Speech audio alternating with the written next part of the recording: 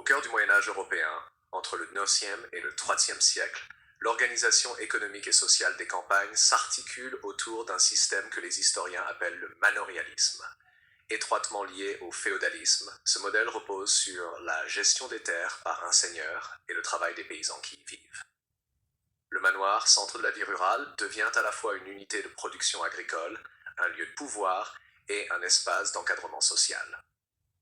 L'étude du manorialisme et de l'économie rurale permet de comprendre comment les sociétés médiévales se sont structurées, et comment elles ont produit leurs ressources et comment elles ont évolué progressivement vers une économie plus diversifiée. Origine du manorialisme. Le manorialisme s'inscrit dans la continuité des transformations amorcées après la chute de l'Empire romain d'Occident au XXe siècle. L'économie romaine reposait sur de grandes exploitations agricoles, latifundia, travaillées par des esclaves. Avec les invasions barbares et le déclin du commerce à longue distance, les structures se fragmentent et la ruralisation de la société devient la norme. Peu à peu, le servage remplace l'esclavage. Les anciens esclaves ou petits cultivateurs deviennent des paysans attachés à la terre. Le domaine agricole, administré par un seigneur local, constitue alors le noyau de la production. Ce système se renforce à l'époque carolingienne et devient l'ossature de l'organisation rurale de l'Europe médiévale. Structure d'un domaine seigneurial. Le domaine ou manoir est la base du manorialisme. Il comprend deux parties principales. 1. La réserve seigneuriale, partie exploitée directement pour le bénéfice du seigneur. Travaux réalisés par les paysans sous forme de corvées, incluent souvent les meilleures terres, les moulins, les fours et parfois les vignes. Les tenures paysannes, parcelles concédées aux paysans en échange de redevances ou de services. Les paysans peuvent être libres ou serfs. Chaque famille dispose de terres suffisantes pour sa subsistance, mais reste liée au domaine. Autour de ce noyau agricole gravitent également des bois, des pâturages et des terres communes. Le village, situé au cœur du domaine, devient le lieu de résidence de la majorité des paysans. Les paysans, entre liberté et servage. La population rurale médiévale est composée d'une majorité de paysans. Leur statut varie considérablement. Les serfs, attachés à la terre, ils ne peuvent quitter le domaine sans autorisation. Ils doivent des corvées au seigneur et diverses taxes. Leur liberté personnelle est limitée, mais ils ne sont pas des esclaves, ils disposent de droits d'usage et de protection.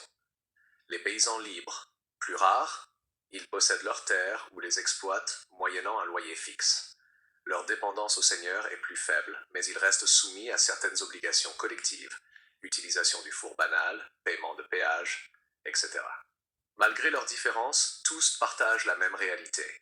Une vie centrée sur la subsistance, soumise aux aléas climatiques et aux charges seigneuriales. Les obligations paysannes. Le fonctionnement du manorialisme repose sur un système complexe d'obligations. 1. Les corvées. Journée de travail gratuit sur la réserve du seigneur. 2. Les redevances en nature. Remise d'une partie des récoltes, blé, vin, bétail. 3. Les redevances en argent, qui se développent surtout à partir du XIXe siècle avec la monétarisation de l'économie. 4. Les banalités. Taxes pour l'utilisation obligatoire des installations seigneuriales, moulins, fours, pressoirs.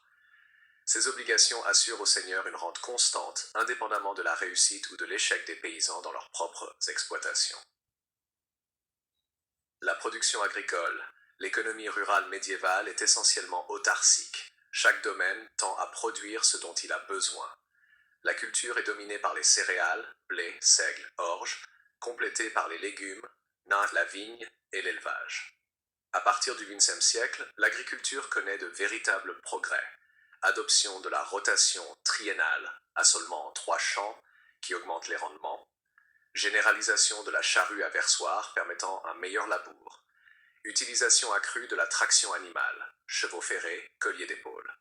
Ces innovations permettent une croissance de la production et favorisent l'essor démographique et économique de l'Europe médiévale. Le rôle du seigneur et du manoir. Le seigneur est au centre du système manorial. Il administre les terres, perçoit les redevances et rend justice. Il protège ses paysans contre les menaces extérieures, invasion, pillage. Il incarne l'autorité politique et sociale au niveau local. Le manoir seigneurial n'est pas seulement une exploitation agricole, Il est aussi un centre de pouvoir et un symbole de la hiérarchie féodale.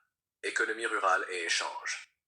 Si le manorialisme favorise l'autarcie, il n'exclut pas totalement les échanges. Les surplus agricoles, quand ils existent, sont vendus sur les marchés locaux.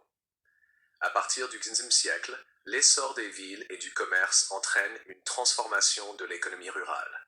Les seigneurs préfèrent percevoir des redevances en argent plutôt qu'en nature.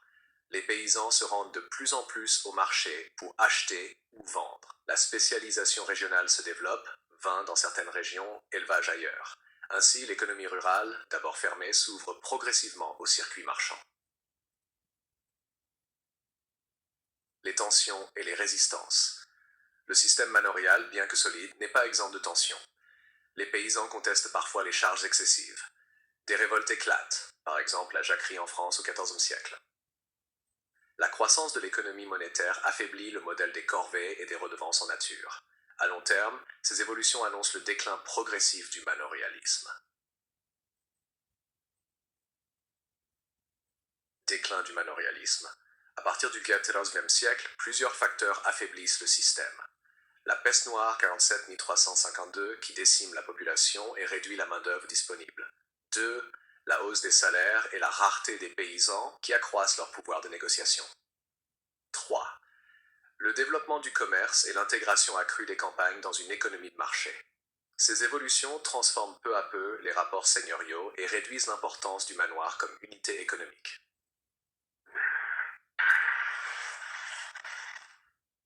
Héritage du manorialisme. Le manorialisme a profondément marqué l'histoire européenne. Il a façonné les structures agraires de nombreux pays. Villages groupés, champs ouverts. Il a contribué à la stabilité sociale du Moyen-Âge en fournissant un cadre d'organisation. Il a laissé des traces juridiques et culturelles perceptibles dans certaines coutumes rurales jusqu'à l'époque moderne. Le manorialisme fut bien plus qu'un simple système agricole. Il constitua une véritable organisation socio-économique qui structura la vie des campagnes médiévales pendant plusieurs siècles. Centré sur le domaine seigneurial, il associait dépendance paysanne, production agricole et autorité seigneuriale. Avec l'essor démographique, les innovations techniques et la croissance des échanges, l'économie rurale médiévale évolua vers une plus grande ouverture, annonçant les transformations de la fin du Moyen Âge. Comprendre ce système, c'est saisir l'essence même de la vie quotidienne de millions de paysans et la manière dont ils ont façonné le paysage et la société européenne.